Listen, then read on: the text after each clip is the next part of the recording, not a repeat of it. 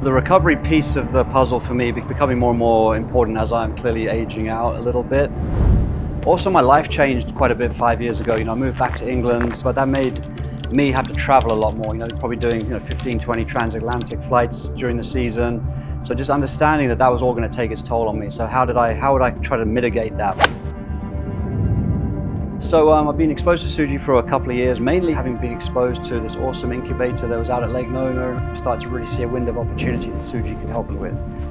First and foremost, I think training at a high level or at a high load without having to stress my spine and stress my joints. That's the big use case for me, especially leg strength. Golf is very much sort of legs and glutes and kind of like that ability to sort of go from a slightly sort of flex position into an extended position, so like a mini jump, like a deadlift or a kettlebell hip swing, or like squats really. That's sort of like where the engine of the golf swing is. So for me to be able to train that and get the most out of that type of training without having to put that compression through my discs and my low back, that's like for me the holy grail, right? But what would be even more frustrating to me would be if I was someone who had a passion for a sport or a hobby, and I couldn't do it.